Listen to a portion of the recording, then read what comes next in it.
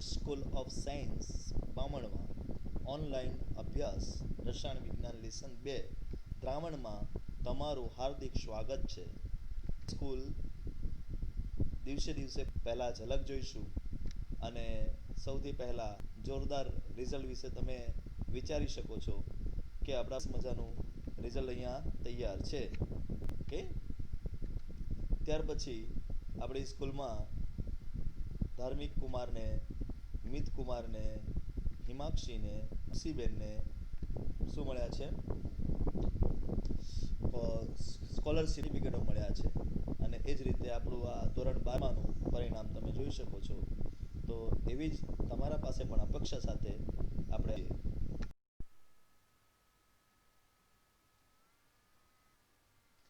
Welcome વિદ્યાર્થી મિત્રો. આજે આપણે જોવા જઈ રહ્યા છે તો આજનો આપણો ટોપિક છે નાઇટ્રોજન અને તે સિવાય સમૂહમાં રહેલા તત્વોની ઓક્સિડેશન અવસ્થા. તો સૌથી જોઈશું પહેલા 15મો સમૂહ. તો 15મા સમૂહની ઓક્સિડેશન અવસ્થા આપણે કેવી રીતે ગણી શકીએ? તો 15મા સમૂહની ઓક્સિડેશન અવસ્થા ગણવા માટે આપણા પાસે બહુ સિમ્પલ રૂલ છે કે 15મો સમૂહ -18 કરીશું. 18 શાના? તો આપણો છેલ્લો સમૂહ 18 છે, એટલે 15મા સમૂહની મુખ્ય ઓક્સિડેશન અવસ્થા -3 હશે. પછી ઓક્ટેટ કમ્પ્લીટ કરવા માટે 8 લઈએ તો 8માંથી 3 જાય તો કેટલા બચે છે? 5. એટલે -3 અને +5ની વચ્ચે એની ઓક્સિડેશન અવસ્થા હશે. તો 15મો સમૂહ, આ 15મા સમૂહની આપણા પાસે ઓક્સિડેશન અવસ્થા હશે -3 થી લઈને 5 સુધીની. ઓકે, ત્યાર પછી આપણે ચાલ્કોજન સમૂહ જોઈએ. તો ચાલ્કોજન એમાં 15 - 18 કર્યા તો 16 - 18 કરીશું તો આપણને 16 - 18 કેટલી કિંમત આપશે? તો 16 - 18 આપણને -2 કિંમત. અને પછી આપણે ક્યાં સુધી જવાનું છે? ઓક્ટેટ કમ્પ્લીટ કરવાનો છે, એટલે ઓક્ટેટ કમ્પ્લીટ કરતા 6 આવશે. આ સમૂહની ઓક્સિડેશન અવસ્થા -2 થી લઈને 6 થઈ જશે. તે જ પ્રમાણે 17મા સમૂહની, તો 17મા સમૂહમાં -1 થઈ જશે. 17 - 18 એટલે -1 અને -1 થી ચાલુ થશે અને ઓક્ટેટ કમ્પ્લીટ 7 સુધી જશે. તો આ છે આપણા પાસે 17મા સમૂહની ઓક્સિડેશન અવસ્થા. અને 18મા સમૂહની તે ચાલુ થશે 0 અને એ પહોંચશે. તો આ સિમ્પલ ઓક્સિડેશન અવસ્થા આપણે જોઈ છે પહેલા શરૂઆતમાં કે કયા તત્વોની આપણા પાસે ઓક્સિડેશન અવસ્થા છે. પછી જોવાનું છે પહેલા સમૂહની 15મા સમૂહની ઓક્સિડેશન અવસ્થા -3 થી 5, 16મા સમૂહની -2 થી 6 સુધી, 17મા સમૂહની -1 થી 7 સુધી અને 18મા સમૂહની આપણા પાસે અવસ્થા છે 0 થી. હવે એની અંદર આપણે પર્ટિક્યુલર કોના પાસે કેટલી ઓક્સિડેશન અવસ્થા છે એની ચર્ચા કરીએ. તો નાઇટ્રોજનને અહીંયા આપણે એમ જોવા જઈએ તો કુદરતમાંથી -3 -1 1 2 3 4 5 આમ બધી મળી જવી જોઈએ, મળે છે. N2O5 ની અંદર નાઇટ્રોજન 5 છે, તો આમ આ અવસ્થા મળે છે. ઓકે, પણ નાઇટ્રોજનની અંદર કુલ કેટલા કક્ષકો આવેલી છે? 4 જ કક્ષકો છે. નાઇટ્રોજનમાં ડી કક્ષક નથી. તો નાઇટ્રોજનમાં મહત્તમ સંયોજકતા 4 સુધી મર્યાદિત છે, એવું આપણે ધ્યાનમાં રાખવાનું છે. જે અહીંયા લખાણ કરેલું જ છે આપણે કે નાઇટ્રોજનમાં મહત્તમ સંયોજકતા 4 સુધી મર્યાદિત છે, કારણ કે N માટે ફક્ત 4, એક S અને 3 ભ્રમણ કક્ષાઓ ઉપલબ્ધ છે. ઓકે, ભારે તત્વ બાહ્યતમ સેલમાં ખાલી ડી ઓર્બિટલ્સ ધરાવે છે, જેનો ઉપયોગ બોન્ડિંગ માટે થઈ શકે છે અને તેથી તેમની સંયોજક વધે છે. તો ફોસ્ફરસની સંયોજકતા 6 સુધી પહોંચે છે, 4 સુધી જ પહોંચાડે છે. અને નાઇટ્રોજન ટ્રિપલ બોન્ડ બનાવે પછી એક બોન્ડ બનાવશે, જેમાં આપણે NH4+ એમ લખીએ છીએ, એટલે એ સંયોજકતાની વાત છે. તો નાઇટ્રોજન મહત્તમ 4 બંધ બનાવી શકે છે, એવું ફોસ્ફરસ 6 બંધ બનાવી શકે છે, એવું તમારે ધ્યાનમાં રાખવાનું છે. જે અહીંયા લખાણ છે એ આવું કહેવા માંગે છે. ઓક્સિડેશન અવસ્થા નથી, એ સંયોજકતા છે. તો ઓક્સિડેશન અવસ્થા અને સંયોજકતા વચ્ચે થોડો એ તમારા મગજમાં રહેવું જોઈએ. ઓકે, સંયોજકતા એ બંધ બનાવવા માટે વપરાય છે, જ્યારે ઓક્સિડેશન અવસ્થા એ આપણા પાસે સમૂહ બનાવવા માટે અથવા તો બંધને જોવા માટે સંયોજકતા. અને જ્યારે બંધ બની ગયા પછી એના જે સંયોજનો બને છે એ જોવા માટે આપણે ઓક્સિડેશન અવસ્થા વાપરીશું. થઈ જવું જોઈએ. બંધ જોવા માટે આપણા પાસે કોણ છે? સંયોજકતા છે. અને ઓક્સિડેશન અવસ્થા શાના માટે છે? તો કયો પરમાણુ અણુ બનાવશે, કયું સંયોજન બનાવશે એના માટે છે. તો દરેક સમૂહની અંદર પહેલી લાઈન છે nitrogen, oxygen, fluorine, neon. Neon કરતું પણ નાઇટ્રોજન, ઓક્સિજન અને ફ્લોરિન એ ફક્ત 4 સંયોજકતા ધરાવશે, જ્યારે તે પછીના જે બધા તત્વો છે એ મહત્તમ સંયોજક આ મગજમાં રાખવાનું છે. તો શરૂઆત કરીશું 15મા સમૂહમાં. નાઇટ્રોજનનો રોલ નંબર છે 7, બરાબર, પણ ઉપર લખી દીધી છે એટલે નીચે જોવાનું નહીં. નાઇટ્રોજન -3 થી 5 સુધીની બધી સંયોજકતા એનામાં જોવા મળશે. -3, -2, -1, 1, 2, 3, 4, 5. ફોસ્ફરસ -3, +3 અને +5 જ ધરાવે છે. આર્સેનિક જે -+3 અને +5 ધરાવે છે, જે કોના જેવું છે? ફોસ્ફરસ જેવું જ છે. ઓકે, અને એન્ટીમની +3 અને +5 અને બિસ્મથ આપણા પાસે ઓક્સિડેશન અવસ્થાઓ છે. તો અત્રે ધ્યાનમાં રાખવાની કે કોની ઓક્સિડેશન અવસ્થા કેટલી. તો અહીંયા આપણે આ સમૂહ તૈયાર કરેલો છે, જે 11મા ધોરણમાં આપણે ઓલરેડી ભણેલા જ છે. અહીંયા જોઈ લઈએ છીએ કે આ ઓક્સિડેશન અવસ્થા છે નાઇટ્રોજન સમૂહની, અને નાઇટ્રોજન સમૂહમાં ફોસ્ફરસ અને આર્સેનિક. હવે અહીંયા નોંધ રાખવાની કે સમૂહમાં ઉપરથી નીચે તરફ જતા ધાત્વિક ગુણધર્મ વધે છે, અને ધાત્વિક ગુણધર્મ વધે તો ઋણ નીકળી જાય. એટલે Sb અને Bi એટલે કે એન્ટીમની અને એ બે ધાતુ છે, તો એમાં માઇનસ નીકળી ગઈ. હવે જો વધારે ધાતુ હોય તો નાની સંયોજકતા થાય અને એક જ રહી જાય, ઓછી થઈ જાય. તો બિસ્મોર ધાતુ છે એટલા માટે એની સંયોજકતા નાની થઈ ગઈ અને એક જ રહી ગઈ, એટલા માટે બિસ્મથની +3 છે. ઓકે, નાઇટ્રોજન અને ફોસ્ફરસ, આર્સેનિક. તો એમાં તમે જુઓ કે ફોસ્ફરસ અને આર્સેનિક કુદરતમાંથી ખાલી -3, +3 અને ઓક્સિડેશન અવસ્થા ધરાવતા જ આપણને તત્વો મળે છે. તો એ નોંધ આપણે રાખવાની છે. ચાલો આપણે ચાલ્કોજન સમૂહ એટલે કે 16મા સમૂહ ઓક્સિજનના સમૂહ પર એન્ટ્રી કરીશું. તો ઓક્સિજનના સમૂહમાં ઓક્સિજન કુદરતમાંથી -2, +2, +4 અને +6, સોરી -2, -1, +1 અને +2 એમ 4 ધરાવે છે. અહીંયા નોંધનીય છે કે ઓક્સિજનની 0.5 પણ છે, બરાબર. તો ઓક્સિજનની 0.5 પણ ઓક્સિડેશન અવસ્થા છે, અને ઓક્સિજન 1, 2 કુદરતમાંથી મળી આવે છે. સલ્ફર -2, +2, +4, +6, સિલેનિયમ -2, +2, +4, ટેલ્યુરિયમ -2, +2, +4, +6. અહીંયા સલ્ફર, સિલેરિયમ, ટેલ્યુરિયમ અધાતુ અને અર્ધધાતુ પ્રકારના છે, એટલા માટે એ લોકો માઇનસ અવસ્થા પ્રાપ્ત રાખે છે. પરંતુ પોલોનિયમ એ ધાતુ અવસ્થા બને છે, અને એટલા માટે એની ઓક્સિડેશન અવસ્થા +2 છે, માઇનસ નીકળી જાય છે.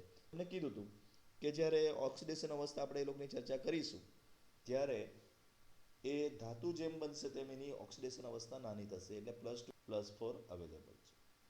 17મો સમૂહ -1 થી 7 સુધી. તો -1 થી 7 સુધીની બધી ઓક્સિડેશન અવસ્થા તમને ત્યાં મળશે. હવે જે પહેલો સમૂહ છે, આપણા પહેલું પીરિયડ છે, પહેલું આવર્ત છે, આ પહેલો આવર્ત પોતાની રીતે કાર્ય કરે છે, એટલે આપણે એને છોડી દેવાનો છે. જો બધામાં તમને ઓડ વસ્તુ જોવા મળશે, પરંતુ ત્યાર પછીના જે પણ આપણા પાસે તત્વો છે આ કોઈ ચોક્કસ લાક્ષણિકતા ધરાવે છે. કઈ? તો ચલો -3 થી +5 માં બધા જ એકી છે. જો -3, +3 અને +5, તો સમૂહ 15મો એકી સંખ્યામાં છે, એટલે એની ઓક્સિડેશન અવસ્થા પણ એકી સંખ્યામાં જ છે. -3, +3, +5 એવું આપણે યાદ રાખેલું. એ જ પ્રમાણે સમૂહ 16 જો, એ પણ બેકી સંખ્યામાં છે, તો એની અંદરની ઓક્સિડેશન અવસ્થા જુઓ -2, +2, +4, +6 એના વચ્ચેની. -2 થી 6 વચ્ચેની.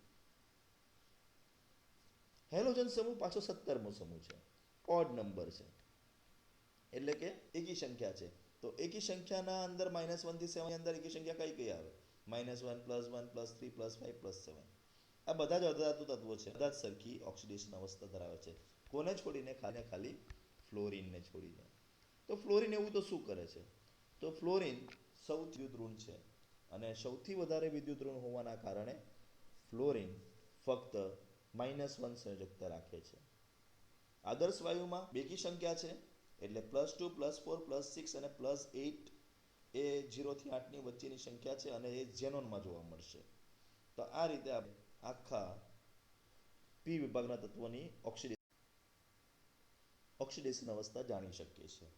તો હું આશા રાખું છું આ તમારું રિકોલ થઈ ગયું બરાબર. આગળ આપણે જોયેલું જ હતું, પરંતુ આજે ફરી એકવાર રિકોલ કરી દીધું. ઓકે, તો હવે પછી આપણે ચાલીશું એક નવા વિષય પર, અને નાઇટ્રોજનની અનિયમિત વર્તણૂક, અસંગત કે અનિયમિત વર્તણૂક બંને કહેવાશે. તમારું હોય તે. તો હવે સૌથી પહેલા આપણે ચર્ચા કરીશું નાઇટ્રોજનની અનિયમિત વર્તણૂકની.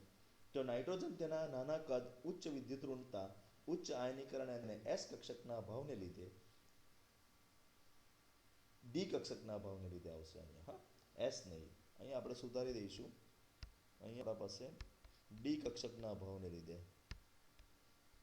આ લખાણ કેમ જાય છે એસ?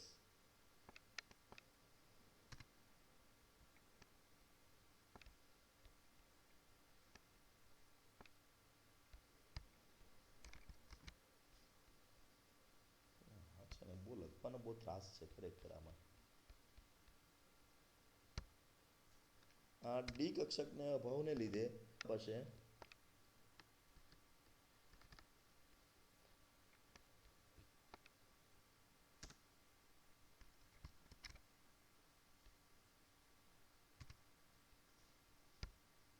ડી કક્ષકના અભાવને લીધે આ સમૂહ બાકીના સભ્યોથી અલગ પડે છે. તો નાઇટ્રોજન માટે 3 મહત્વના મુદ્દા છે. એક, નાઇટ્રોજન તેના નાના કદ, ઉચ્ચ વિદ્યુત ઋણતા, ઉચ્ચ આયનીકરણ એન્થાલ્પી અને એસ કક્ષકના, પાછો એસ જ બોલાઈ જાય છે એટલે આપણે ડી કક્ષકના અભાવને લીધે આ સમૂહના બાકીના સભ્યો. તો આટલા પોઈન્ટ યાદ રાખો. નાઇટ્રોજન તેના નાના કદ, ઉચ્ચ વિદ્યુત ઋણતા અને ઉચ્ચ આયનીકરણ તથા ડી કક્ષકના અભાવના લીધે એ અન્ય સભ્યથી જુદો પડે છે. નાઇટ્રોજન પોતાની સાથે અને નાના કદ અને ઉચ્ચ વિદ્યુત ઋણતા ધરાવતા અન્ય તત્વો પી પાઈ બંધ બનાવવાની અનન્ય ક્ષમતા ધરાવે છે. તો નાઇટ્રોજનમાં છે જેની વિદ્યુત ઋણતા ઓછી છે, વધારે છે, અને નાનું કદ ધરાવે છે, તેઓ સાથે એક પી પાઈ પ્રકારના બંધ બનાવી શકે છે. જનરલી એ સિગ્મા પ્રકારના હોય છે સામાન્ય રીતે. તો આ નાઇટ્રોજન પાઈ પણ બંધ બનાવે છે, એટલે ડબલ બોન્ડ, ટ્રિપલ બોન્ડ બનાવી શકે. એ એની મહત્વનો ગુણધર્મ છે. કાર્બન સાથે C3N બનાવશે, સાયનાઇડ બનાવશે. ઓકે, તો એ ઉચ્ચ અને અન્ય તત્વો સાથે પી પાઈ બનાવવાની અનન્ય ક્ષમતા ધરાવે છે. આ એક બીજો મુદ્દો છે. આ જૂથના ભારે તત્વો પી પાઈ બોન્ડ બની, કારણ કે તેમની અણુ ભ્રમણ કક્ષા એટલી મોટી અને ફેલાયેલી હોય છે કે તેઓ અસરકારક ઓવરલેપિંગ કરી શકતા નથી. જે આપણા પાસે 15મો સમૂહ છે, 15મા સમૂહના અન્ય તત્વો છે, જે મોટા તત્વો છે, એની ભ્રમણ કક્ષા એટલી મોટી હોય છે કે નાના જે ઓવરલેપિંગ થવા જોઈએ, આ રીતે ઓવરલેપ થતા હોય છે અણુઓ એકબીજા ઉપર, તો એ ઓવરલેપિંગ કરી શકતું નથી. એ છે. અને બીજો નાનો અણુ આ રીતે એના ઉપર ઓવરલેપ થતો હોય છે, બરાબર. પણ એની ભ્રમણ કક્ષા એટલી મોટી હોય, આટલી મોટી, નાનો અણુ તો ગમે ત્યાં સમાઈ જાય, ઓવરલેપ થવાની સવાલ જ નહીં આવતો. ઓકે, એટલે આ પ્રોબ્લેમના લીધે મોટા અણુઓ શું નથી કરી શકતા?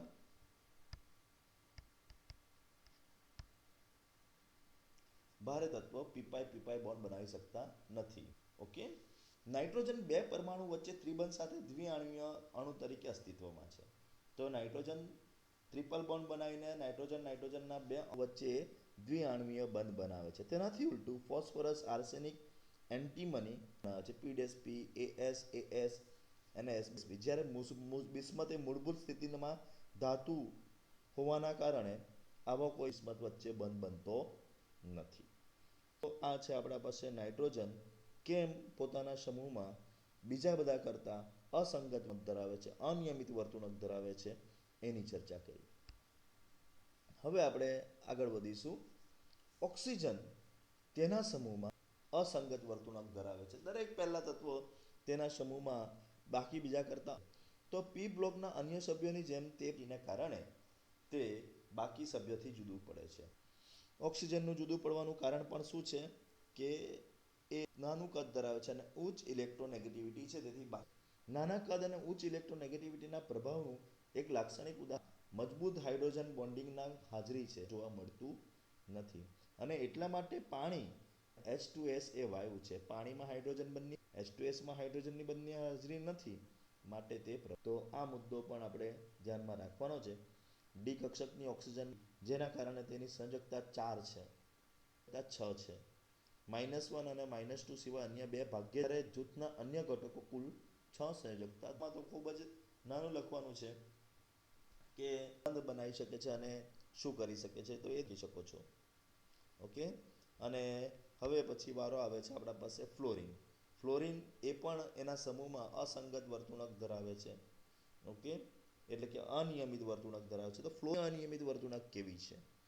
તો અન્ય હેલોજનો દ્વારા નક્કી કરાયેલા વરોણની અપેક્ષા કરતા એફ માટે આયોનાઇઝેશન એન્થાલ્પી, ઇલેક્ટ્રોનેગેટિવિટી અને ઇલેક્ટ્રોડ પોટેન્શિયલ વધારે છે.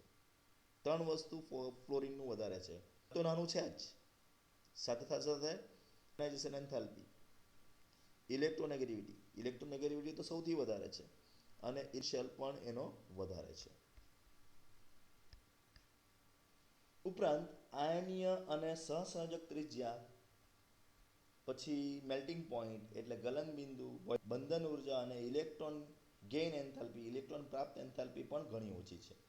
તે તેના નાના કદ, ઉચ્ચતમ ઇલેક્ટ્રોનેગેટિવિટી, નીચી એફએમ વિયોજન એન્થાલ્પી અને ડી કક્ષકના અભાવને કારણે છે.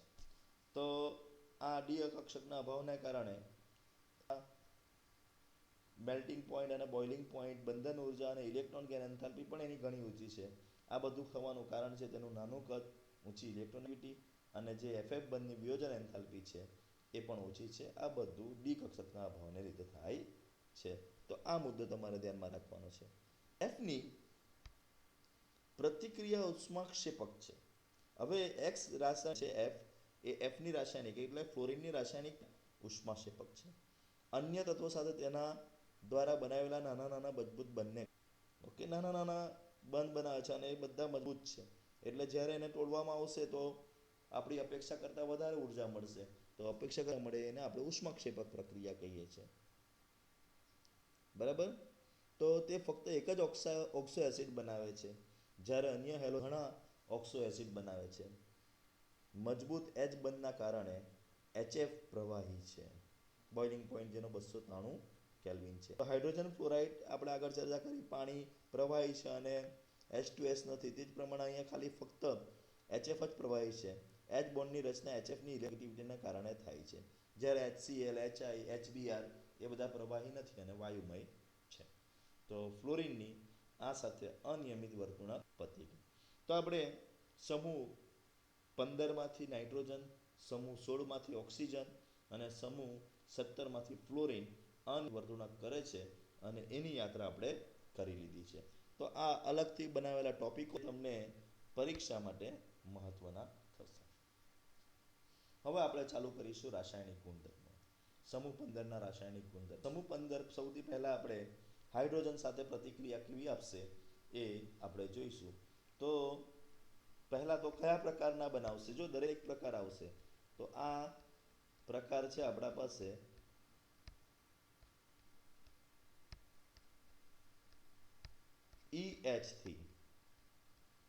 EH3 પ્રકારના સંયોજનો બનાવે છે હાઇડ્રોજન અને સમૂહ 15.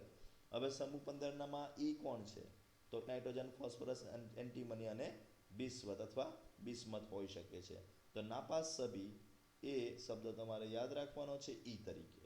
તો EH3 પ્રકારના એક જ પ્રકારના સંયોજન બનાવશે. બરાબર. હાઇડ્રાઇડ્સ તેમની ગુણધર્મોમાં નિયમિત ક્રમિકતા દર્શાવે છે. બધામાં નિયમિત છે, નિયમિત નથી. પહેલું નાઇટ્રોજન હશે તો છેલ્લું બિસ્મથ હશે, છેલ્લું નાઇટ્રોજન હશે તો પહેલું બિસ્મથ હશે, વચ્ચે કોઈ ગરબડ થતી નથી. તો એ આ નાઇટ્રોજનની હાઇડ્રોજનની મહાનતા છે કે બધા સાથે એક સરખી. હાઇડ્રાઇડ્સની સ્થિરતા એમોનિયાથી BH3 સુધી ઘટે છે. કદ મોટું થાય એટલે જ નથી, જે તેમના બંધ વિયોજન એન્થાલ્પીથી જોઈ શકશે. પરિણામે હાઇડ્રાઇડ્સનો રિડક્શન કરતા સ્વભાવ વધે છે. એન્થાલ્પી ઘટે, બરાબર, બંધ સ્થિરતા પણ ઘટે છે, એટલે હાઇડ્રોજન જલ્દીથી છૂટું પડી જાય. હાઇડ્રોજન જલ્દીથી છૂટું પડી જાય એટલે બીજાનું શું કરી શકે? રિડક્શન. આમ એમોનિયાથી બિસ્મથ સુધી જતા આપણા પાસે રિડક્શન કરતાનો સ્વભાવ વધશે, કારણ કે એ લોકો હાઇડ્રોજન ઝડપથી છૂટું, અને એટલા માટે એ હાઇડ્રોજન બીજાને આપી શકે છે. તો આ જ્યારે બંધ હાઇડ્રાઇડ્સમાં BiH3 સૌથી કરતા છે, સવાલ જ નહીં. રિડક્શન કરતા આગળ વધતા વધે છે એટલે BiH3 એ સૌથી વધારે પ્રબળ રિડક્શન કરતા રહેવાનું. જ્યારે સૌથી નિર્બળ કોણ હશે? એમોનિયા. એ માત્ર નિર્બળ રિડક્શન કરતા, અને રિડક્શન કરતાનો ક્રમ NH3 greater than PH3, ASH3, SbH3 અને BiH3. અહીંયા H લખવાનો ડિસ્પ્લેસ થઈ ગયો છે, તો તમે યાદ રાખજો કે અહીંયા H છે અંદર. ઓકે, તો એ થોડુંક જોઈ લેજો. ચલો, રહેવો જોઈએ એટલું યાદ રાખો. SbH3 અને BiH3 આપણા પાસે મૂળભૂત ઉચ્ચ ઇલેક્ટ્રોનેગેટિવિટી અને નાઇટ્રોજનના એમોનિયા સોલિડ તેમજ પ્રવાહી સ્થિતિમાં દર્શાવે છે. હવે આમાં પાછો એક નવાઈને આવ્યો. કોણ? એમોનિયામાં નાઇટ્રોજન જે છે નાનું કદ છે અને એની ઇલેક્ટ્રોનેગેટિવિટી વધારે છે, એટલે આ સમૂહની અંદર આપણને કોણ જોવા મળશે? નાઇટ્રોજનની લીધે એમોનિયામાં હાઇડ્રોજન બંધ જોવા મળે છે. આના કારણે તે BH3 કરતાં ઊંચા ગલન અને ઉત્કલન બિંદુ હોય છે. તેથી તે PH3 કરતાં ઊંચા ગલન બિંદુ અને ઉત્કલન બિંદુ ધરાવે છે. તો આ મુદ્દો આપણે એક ધ્યાનમાં રાખવાનો હતો. કોના માટે? એમોનિયા માટે. પછી આવે છે આપણે હાઇડ્રાઇડના ભૌતિક ગુણધર્મો જોઈશું. તો તમે જોઈ શકો છો કે ગલન બિંદુમાં 195.2, 139.5, પછી 156.5, 185.5, પછી તાત્વિકતા વધતી જાય છે એટલે એનો BiS નથી, બરાબર. ઉત્કલન બિંદુ જોઈ લો 238, તો પેલામાં 185, પછી પાછા 210, 250 વધતા જાય છે. અને એમની બંધ લંબાઈ તો એમોનિયાની અંદર 101.7 છે, પછી ક્રમશઃ વધશે જ, કારણ કે પછી અણુઓ મોટા થાય છે. HE બંધ કોણ?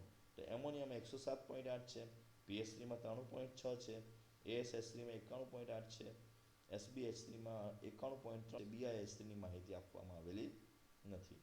તો આ તો ફક્ત ઇન્ફોર્મેશન છે, પણ આ ઇન્ફોર્મેશનમાં તમને સમજાવે છે કે ગલન બિંદુ, ઉત્કલન બિંદુ એમોનિયાના ફોસ્ફીન કરતાં કેમ વધારે છે એનું કારણ પણ આપણે જાણીએ છીએ. શું વધારે છે એનામાં?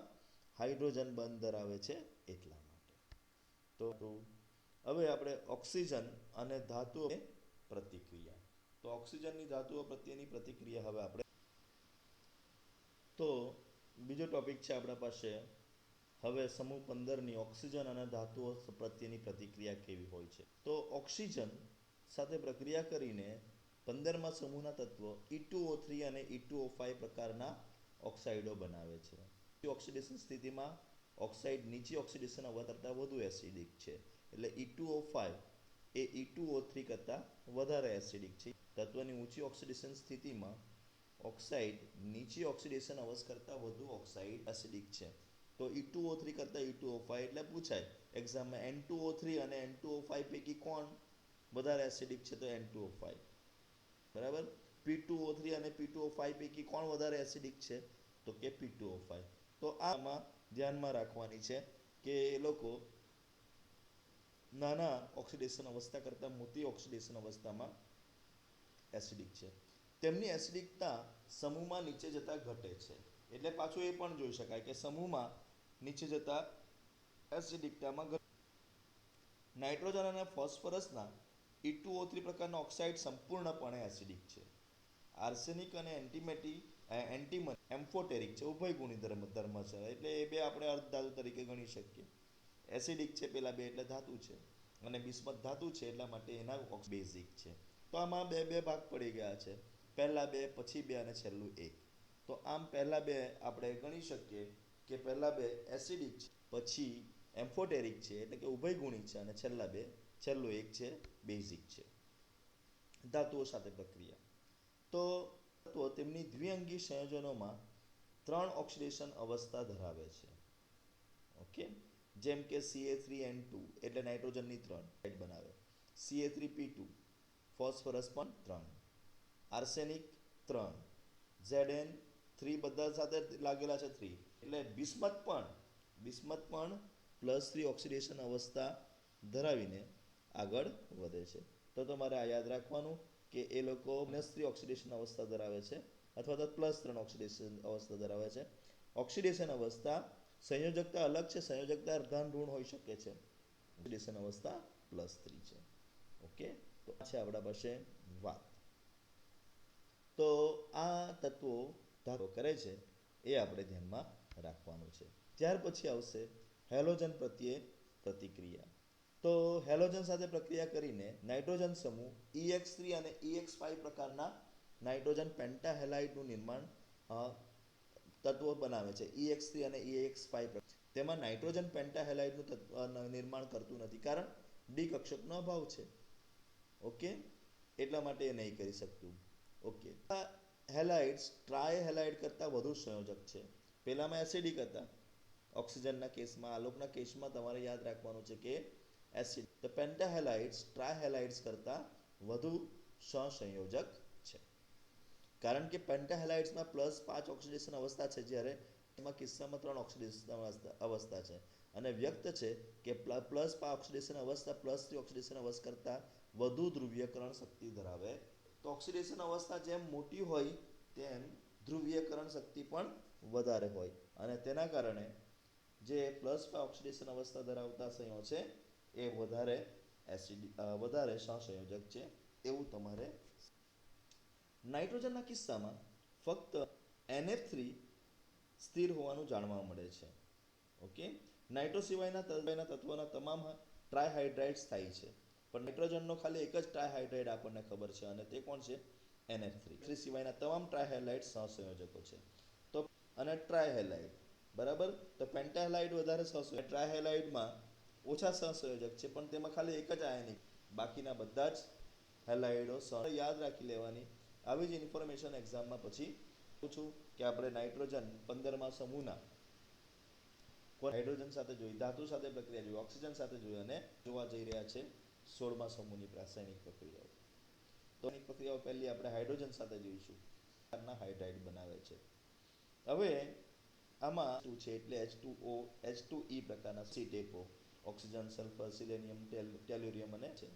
હાઇડ્રાઇડ્સની કેટલાક ગુણધર્મ કોષ્ટક 7 એસિડિકતા H2O માંથી H2TE તરફ વધે છે. એસિડિકતામાં વધારો, એકચ્યુઅલી આ ઘટાડો થતો રહેવો જોઈએ, કારણ કે ધાત્વિકતા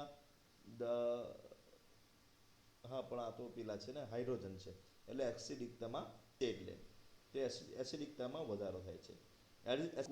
વધારાના સમૂહની એચી બંધન શકાય છે. હવે કદ મોટું થાય છે એટલે બંધન વિયોજન ઉર્જા ઓછી થતી જાય, અને ઓછી થતી જાય તેમ હાઇડ્રોજન વધારે છૂટો રહેશે એટલે એસિડિક વધારે હશે. સિમ્પલ આપણે. તો આ વાત આપણી હાઇડ્રોજનને સમજવાની છે. ઓકે, ચલો. સમૂહમાં નીચે તરફ જતા ઘટતી બંધ વિયોજન અને ઉષ્મીય સ્થિરતામાં ઘટાડો થાય છે. હવે લોકોની બંધ ઉર્જા ઘટે છે એટલા માટે આપણે જેમ ગરમ થાય તેમ હાઇડ્રોજન છૂટો પડી જાય જલ્દી, એટલે એ લોકોની સ્થિરતામાં ઘટાડો નોંધાય છે. પાણી સિવાયના તમામ હાઇડ્રાઇડ્સ રિડક્શન કરતાનો ગુણધર્મ ધરાવે છે, અને તેની માત્રા H2S થી H2E તરફ જતા વધે છે. તો પાણી રિડક્શન કરતા નથી, બાકી બધામાં હાઇડ્રોજન છૂટો પડતો રિડક્શન કરતાનો સ્વભાવ ધરાવે છે. ઓકે, અને સવાલ જ નથી, એ ઉપરથી તે ત્યાં તરફ જતા વધે છે. અહીંયા આપણને 16ના હાઇડ્રાઇડ્સના કેટલાક ગુણધર્મ આપેલા છે, એ ગુણધર્મ આપણે જોઈ લઈએ. તો સૌથી પહેલો ગુણધર્મ છે આપણા પાસે ગલનબિંદુ.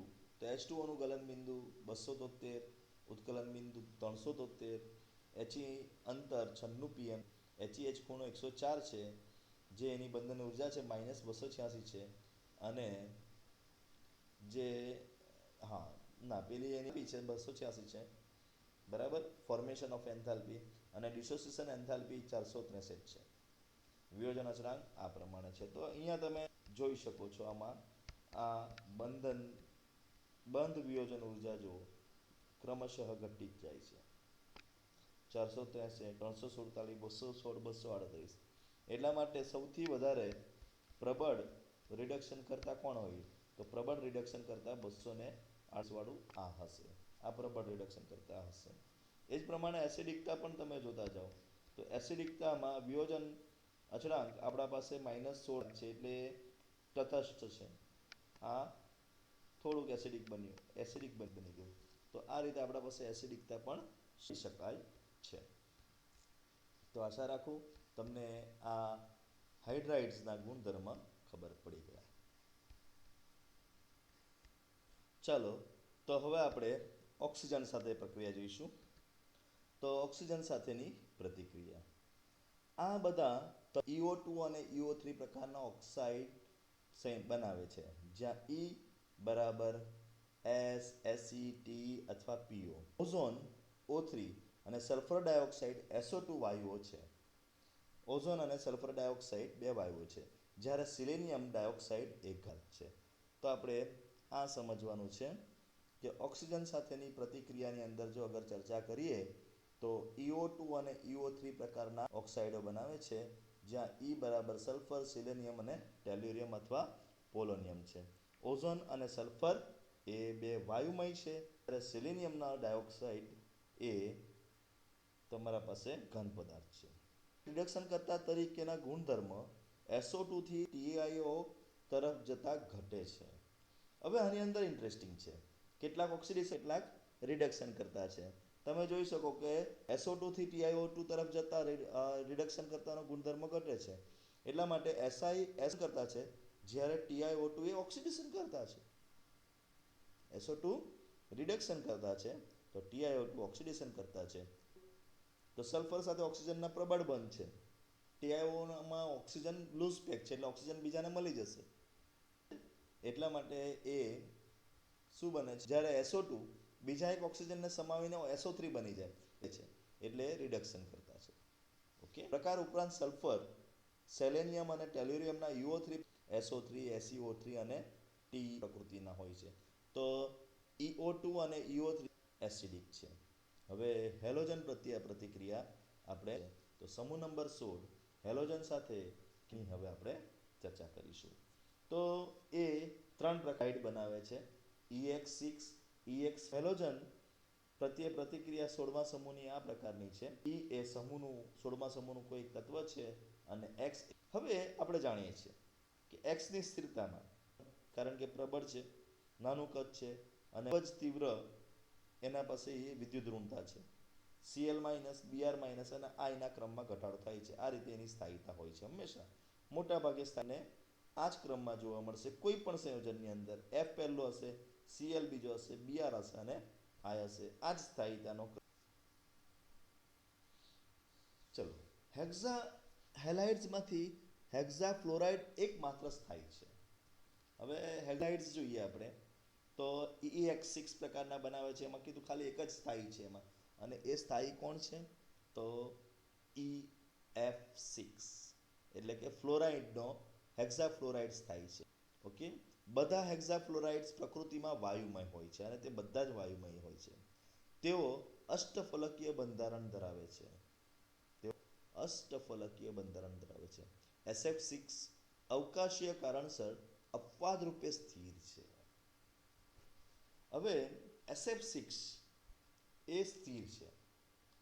આમ તો જો કે બધા સ્થિર છે, વધારે પડતો સ્થિર છે, અને એનું કારણ શું છે કે એની અવકાશીય રચનામાં ડબલ બોન્ડ આવી જાય છે. S ડબલ બોન્ડ, નીચે ડબલ બોન્ડ, અને એટલા માટે અવકાશીય રીતે કારણસર એ આપણને શું જોવા મળે છે?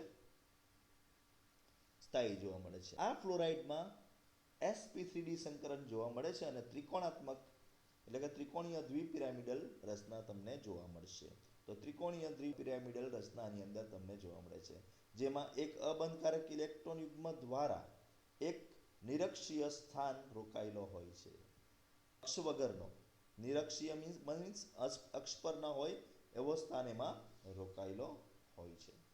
ઓકે, જેને ચીચવો પણ કહે છે. એટલે ચીચવો એટલે ઊંચું નીચું પેલું રમીએ ને આપણે, એક આમ જાય એક આમ જાય, તો એ પ્રકારનો એનો બંધ તમને જોવા મળે છે. એટલે આપણે એની આકૃતિ દોરી તો આકૃતિ કંઈક આવી હોઈ શકે.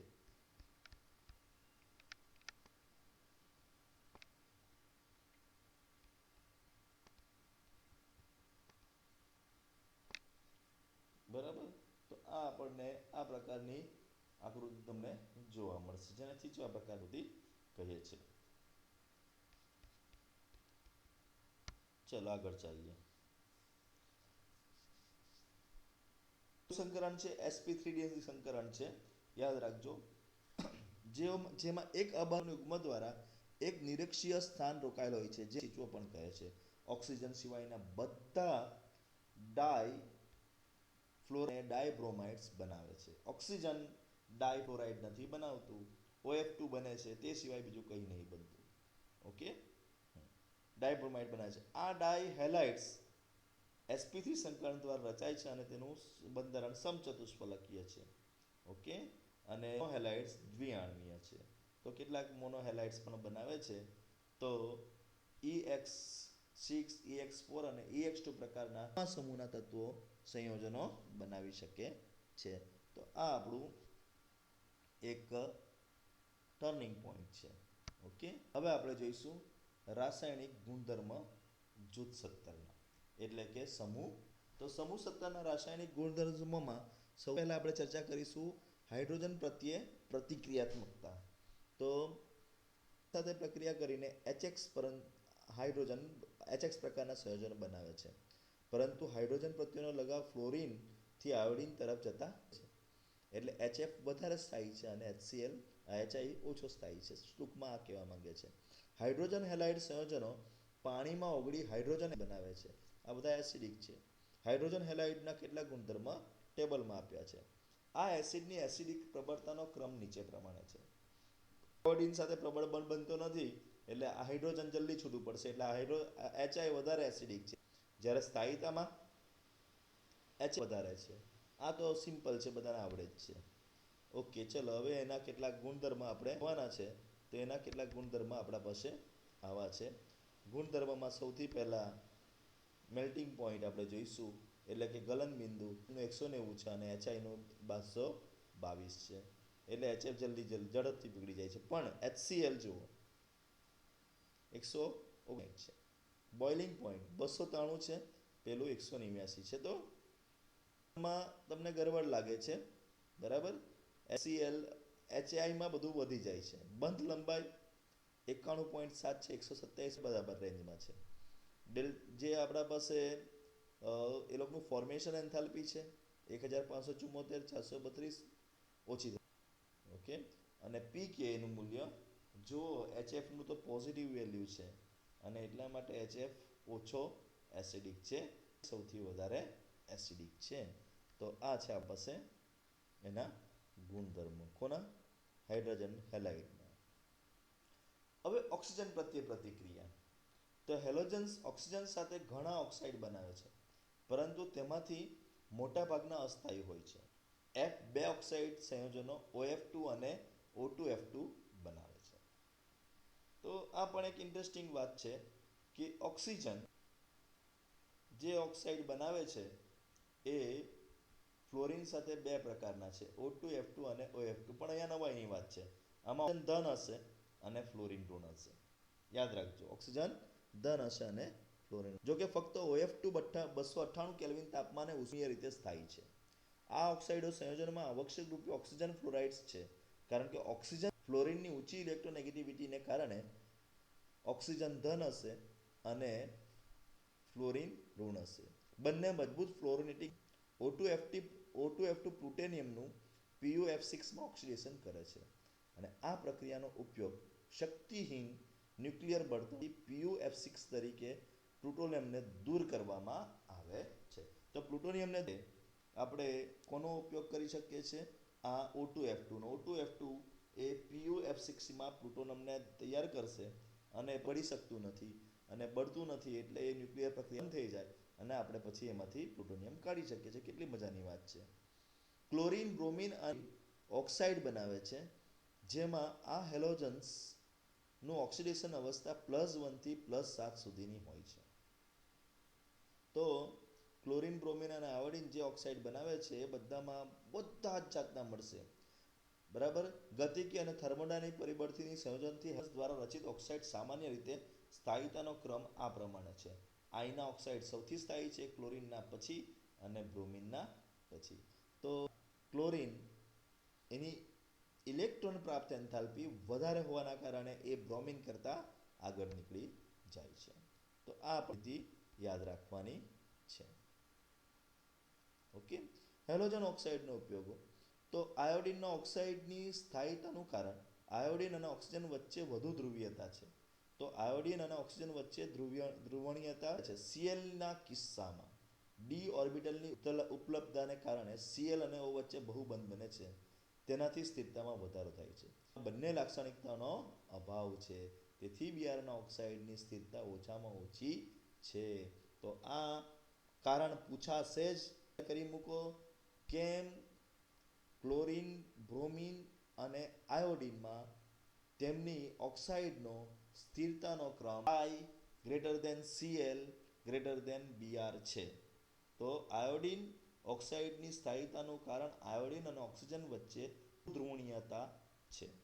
સીએલના કિસ્સામાં ડી ઓર્બિટલની ઉપલબ્ધતાને કારણે સીએલ અને ઓ વચ્ચે બહુબંધ બને છે, જ્યારે કિસ્સામાં બંને નથી. હવે શું કહેશો સર, બ્રોમિનમાં ડી કક્ષક આવી જોઈએ? ના, બ્રોમિનમાં છેલ્લી કક્ષક એફ આવી જાય છે, ડી નથી આવતી. ત્યાંથી એફ કક્ષક થાય છે અને એના કારણે એફ કક્ષકનો કોઈ ફાયદો થતો નથી. ઓકે.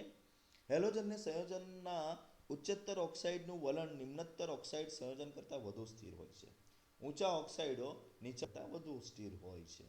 એટલે અહીંયા આપણે લઈ કે સીએલના ઓક્સાઇડમાં Cl2O, ClO2, Cl2O6 અને Cl2O7 એ ખૂબ જ ક્રિયાશીલ ઓક્સિડાઇઝિંગ એજન્ટો છે. બધા જ કેવા છે? ઓક્સિડાઇઝિંગ એજન્ટ છે. તો એ પણ તમારે યાદ રાખવાના છે. Cl2 નો ઉપયોગ કાગળના પલ્પ અને કાપડ માટે અને પાણીના શુદ્ધિક એજન્ટ તરીકે થાય છે.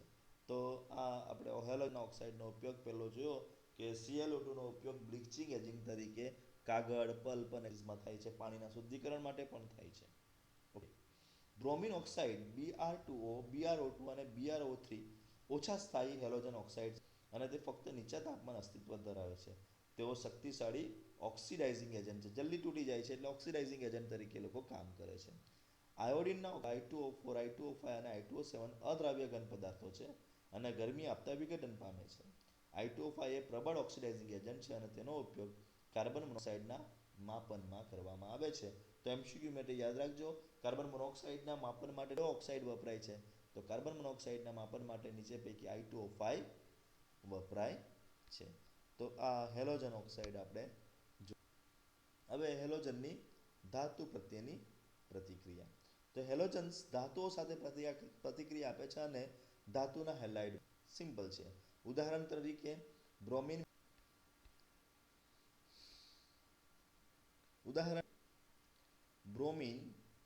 મેગ્નેશિયમ સાથે પ્રક્રિયા કરીને મેગ્નેશિયમ બ્રોમાઇડ બનાવે છે.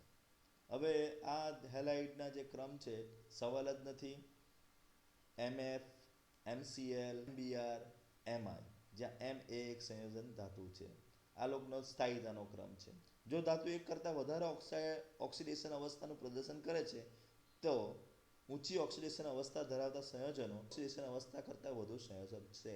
બધી જ વાર જે ઊંચી સંયોજકતા છે, એટલે +3 કરતાં +2 આપણે લઈએ તો +3 વાળા વધારે સહસંયોજક, ઓછા સહસંયોજક છે. આ માહિતી આપી છે. ઉદાહરણ તરીકે SnCl4, PbCl4, SbCl5 અને UF6 અનુક્રમે SnCl2, PbCl, SbCl3 અને UF4 કરતાં વધારે સહસંયોજક છે. આપણે એક માહિતી રાખવાની છે. હવે હેલોજનનું અન્ય હેલોજનની હેલોજન સાથે પ્રક્રિયા. તો હેલોજન એકબીજામાં ભેગા થાય છે અને XX', XX'3, XX'5, XX' પ્રકારના આંતર હેલોજન સંયોજનો બનાવે છે. ઓકે, જ્યાં એક્સ મોટા કદનો હેલોજન છે અને એક્સ ડેશ એ નાના કદનો હેલોજન છે. ફક્ત -1 ઓક્સિડેશન અવસ્થા પ્રદર્શિત કરે છે, જ્યારે અન્ય હેલોજનો +1 +3 +5 +7 ઓક્સિડેશન અવસ્થા પણ દર્શાવે છે. આપણે પ્રબળતાથી સારી રીતે જોવાનું છે, એટલે આંતર હેલોજન સંયોજન અલગથી ભણીશું. આમાં ખાલી તમે યાદ રાખો કે આ 4 પ્રકારના કમ્પાઉન્ડ બને છે: XX-, XX3, XX-5 અને XX-7. ફ્લોરિન -1 રાખે છે અને પેલા +3 +5 +7 બધી ઓક્સિડેશન અવસ્થાઓ રાખે. હવે એક પ્રશ્ન છે કે ફક્ત -1 ઓક્સિડેશન અવસ્થા પ્રદર્શિત કરે છે, જ્યારે અન્ય હેલોજન +1 સમજાવો. તો ફ્લોરિન એ સૌથી વધુ ઇલેક્ટ્રોનેગેટિવ તત્વ છે અને પણ ધન ઓક્સિડેશન અવસ્થાનું પ્રદર્શન કરી શકતું નથી. અન્ય હેલોજનોમાં ડી કક્ષક હોય છે અને તેથી તેઓ તેમના અષ્ટકને વિસ્તૃત કરી શકે છે અને +1 +5 અને +7 ઓક્સિડેશન અવસ્થા બતાવી શકે છે. તો આ સાથે આપણે રાસાયણિક ગુણધર્મને પણ સમજાવી દીધા છે. નેક્સ્ટ વિડીયોમાં બીજી વાતો લઈને મળીશું. ત્યાં સુધી બાય બાય.